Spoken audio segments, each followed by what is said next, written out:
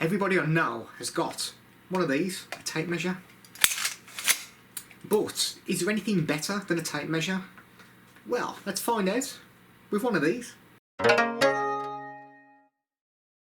The Floureon laser distance meter is available for £19.99 plus P&P from ebay.co.uk.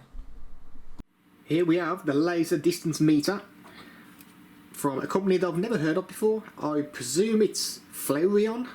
Probably saying that completely wrong, but for the purpose of this review we'll just call it Floureon. So you get the item itself. So we've got an on button, menu, units, plus minus, not sure what that symbol is. And we've got an off symbol as well.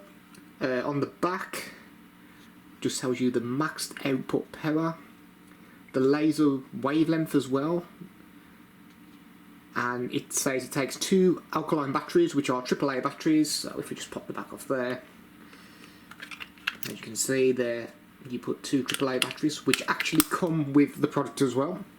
So you do get a couple of batteries with it.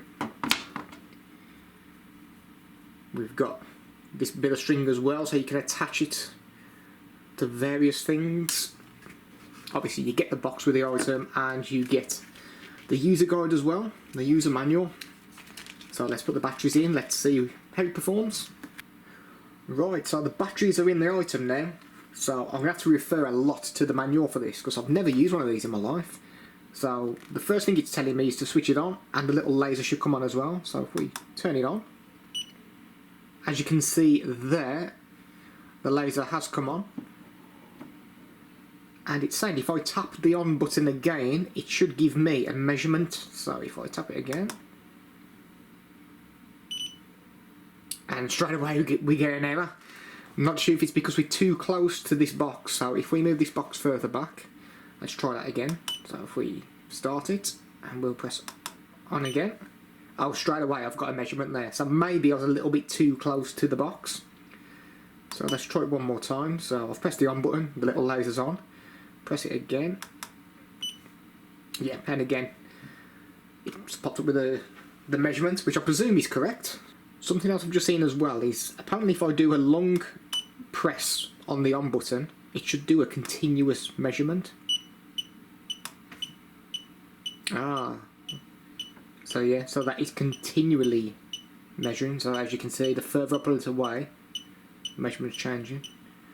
Right, let's see if we can make it error again. Let's see how close we need to be for it to stop working. Okay, yeah.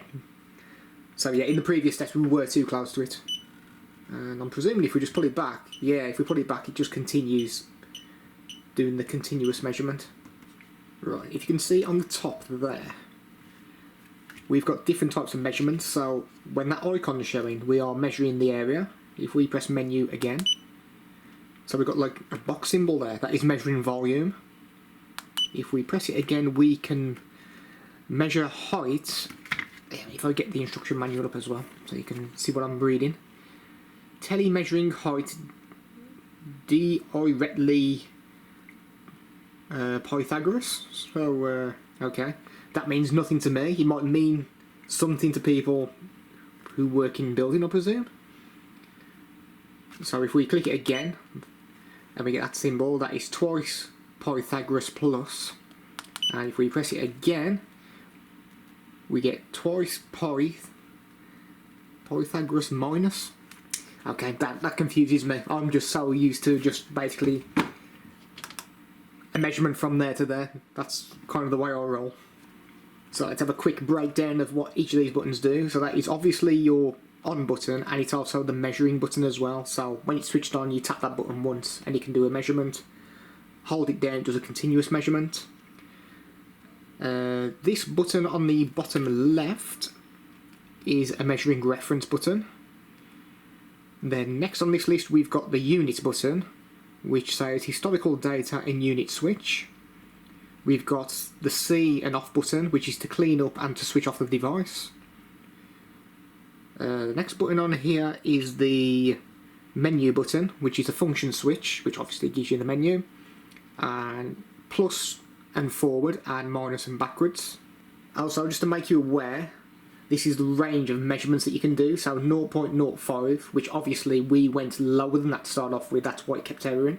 And you can measure up to 80 meters. So, very quick look at the device. It's made of plastic. It's got some rubber around each of the sides as well. That's where the laser's shooting out from. I also got this as well. I'm not sure what that does. I presume it helps with the measurements. And that's pretty much it. Obviously you've got the battery compartment on the back as well. And as I say, it is plastic, but it shouldn't break if you drop it. Seems fairly robust. I mean, I'm knocking it and it doesn't feel like it's going to shatter in my hands anyway. Another thing to mention about this laser measurer as well is if we press the button down here, which in the manual is changed the measurement reference, as you can see up there, that is saying that the measurement is starting from the back of the device. If I press it again, the measurement's going to start at the front, so that's something to bear in mind when you're actually measuring something. So for example, if you're measuring a room, you really want to begin the measurement from the back of here, else you're going to lose whatever the length of this device is. So we're probably talking 5 inches, 5-6 inches from the measurement. So you need to be aware to make sure you select the correct setting before you do your measurement. So if we do a quick example of that now, so if I press the on button there, we get 0.24, that is measuring from the back of the device. If I switch that to the front and do the same measurement,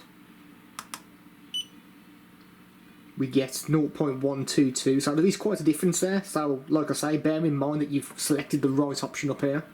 So I've just figured out to change the units on this device. So currently we are measuring in meters. On this units button, rather than just tapping it once, if you hold the button down, so we swap from meters to feet, hold it again, we've got inches, and I'm not too sure what that one does, but if we go units again, so there we are, back on meters. So if I do a quick scan now, I might be a little bit too close. Oh no, there we go. So 0.210 meters, and if I hold the units button, it converts it. So there's feet, there's inches, and once again, not sure what that one is, but anybody who's got an idea how to use these will probably understand that a lot better than me. So the final thought on the laser measure, I'm probably the wrong person to be doing a review on this item because there's probably so much more you can do with this that I don't even realise. I'm very old school, literally just, if I send parcels or anything like that, you literally just measure boxes. This is more for people out in industry who have to measure, I imagine, large scale rooms. So there is probably a lot of things you can do on this that I don't even realise you can do. So I think personally the device is really, really good. I might be missing a lot of things in the review, so apologies for that. The measurements seem really consistent on there as well, so I think it is quite a trustworthy device. For me personally, I'd probably still use a tape measure just because that's what I grew up with. So is this actually better than a tape measure? Honest answer, I do not know. Like I say, there's a lot of things I've probably missed out on the review to do with this device. I imagine it's very, very useful for people who are out quite a bit doing a lot of manual jobs and have to do a lot of measurements. So I imagine this is another tool to put into the toolkit as well as a tape measure. So I don't think it's going to replace a tape measure, but it can certainly work alongside it. And my star rating for the Floureon laser measure will be 7 stars out of 10. If you like the content that's being created on this channel, please hit the subscribe button. You'll find it in the bottom right of each of the videos.